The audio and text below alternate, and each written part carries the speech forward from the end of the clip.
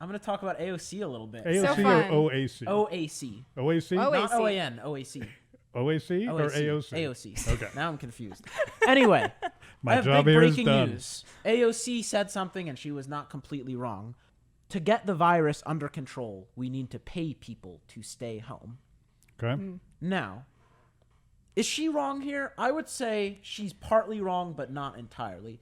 From a libertarian, and I'm a libertarian, and a small government point of view, I think that if the government is going to force people to shut down, force people to not work, then they better at least pay them some money to do that.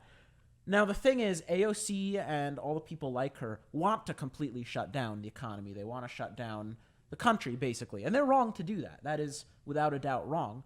But if they're going if they're to. doing it, they had better pay money. I don't understand quite kind of the argument that says, the government shut everything down, but we shouldn't give stimulus. We really should give, if the government's going to shut us down again, I don't think they should do that. They should give us stimulus because they are forcing you not to earn money. So they had better pay you to not go about your life like normal. So I guess my question for you guys is, do you agree with AOC? Should we pay people to stay home if we're going to make them stay home? And by we, I mean the government. I'll go first. Take it away, Deborah. All right.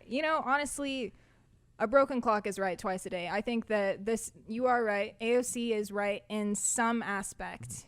If, like you said, if the government is going to make people stay home, people can't stay home with no income coming in. That's just not, I don't think that that's a possibility. I don't think that's a viable option.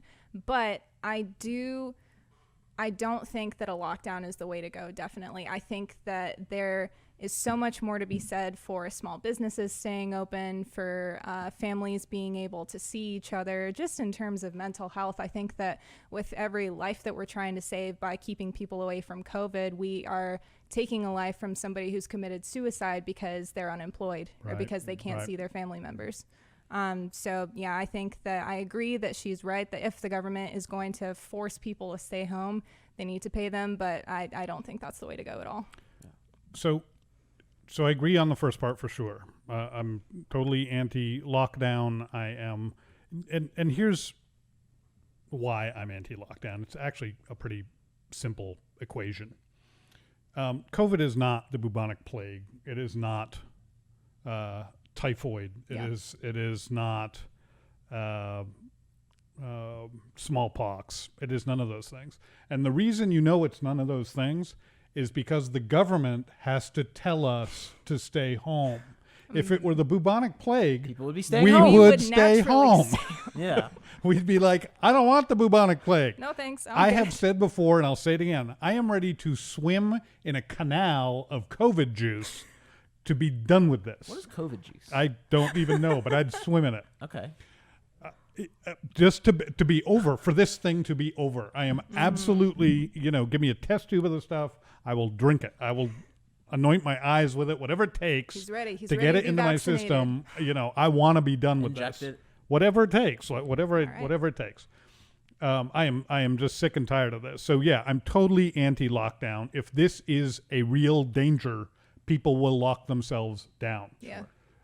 So it is unnecessary. I think once I believe a lot of this hysteria will go away once there is a definite end to this election. I think a lot of this is still caused by power grab, simple power grab.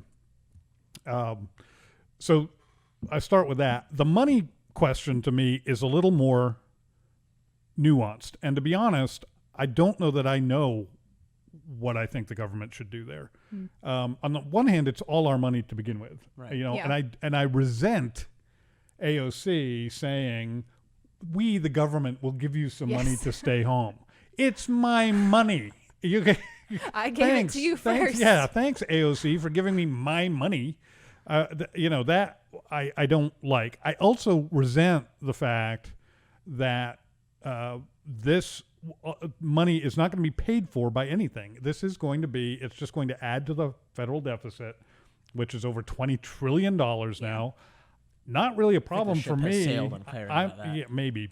I'm going to die before that ever gets paid off. You guys should be worried about it. You will still be around. I'm pretty sure. You might even get Social Security. We're not. I think I'm older than the two of you combined. So you guys should be thinking about the deficit. I do think about it, but honestly, in terms of my children and grandchildren having to pay that at some point. So, unfortunately, I think sorry to cut in. I think it's a bipartisan issue now where I agree with you. The debt and the deficit is big, but Republicans and Democrats don't care. Kind of have a secret little handshake behind the. They don't care. They don't That's care. Right. I don't think Trump cared even a little bit. Right. I don't think any Democrat cares. I think every Republican who pretends that they care is lying because they didn't care. No, you know who cares about it? Rand Paul. I was just libertarians. That's it. Libertarians are the only people who care about it. So it is a little surprising for me to hear from you. Congress, Rand Paul, Thomas Massey, and that's it. Yeah, it really is. But you say it's Jordan surprising. Peterson probably cared about it. Probably. You say it's surprising to hear that from me, but see, the libertarian argument here is that the government's forcing you to do something, right? Yeah. So they better pay you if they're going to force you to do something. There is logic to that argument, Joe, and that's why I say I don't know that I disagree with that statement. Mm-hmm. If I agree with it, I resent agreeing with it. That's kind of where I am. That's what most people who agree with me. If I agree with it, I really am not happy about agreeing with it. Mm-hmm. If that is true, I don't want it to be true. All right. How's that? Yeah. Let me ask you another question then, both of you. Mm-hmm. Let's jump ahead 2 months, right? And I would say fast forward, but George hates that word. I do, in fact, hate fast forwarding. So let's jump ahead to 2 months. It's January 21st, right? And let's imagine, for the sake of hypotheticals, that Joe Biden has been sworn in as president. Okay. What do you think kind of a stimulus package might look like? A stimulus and a lockdown might look like under potential Biden administration. So are we going to be locked down? And if we're locked down, do you think we're going to get stimulus checks? Are we going to get paid every month? Are some people going to get paid? What do you think is going to happen? Well, it's tricky because I think that, like you said earlier, Joe definitely wants to be known as a man of the people. He wants to kind of sway where the wind blows and you. I don't think anybody would dispute that you are a man of the people, Joe. Thank you. Well, yes. She means the other Joe. The other Joe. Second best Joe. Second best, yes. Well. Third best Joe. Like fourth best Joe. There's a few. Okay, he's way down the list. Never mind. Anyway, I don't know if Joe Biden is going to want to go into lockdown. I think that he might be too hesitant to do that. I think he might be too hesitant to pull a national lockdown. And I say that because there's been a few instances before where he's been asked a question similar to that, and he's kind of hesitated, obfuscate along those lines. And so I think that if there is a lockdown, I don't know if Joe's going to be completely on board. I think that he might have to get on board if there's some radical leftists that are pushing it enough.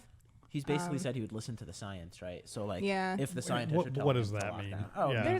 There's so many different. Listen to the science grift. Yeah. So many different opinions It's the on experts that. say grift. It's the expert grift.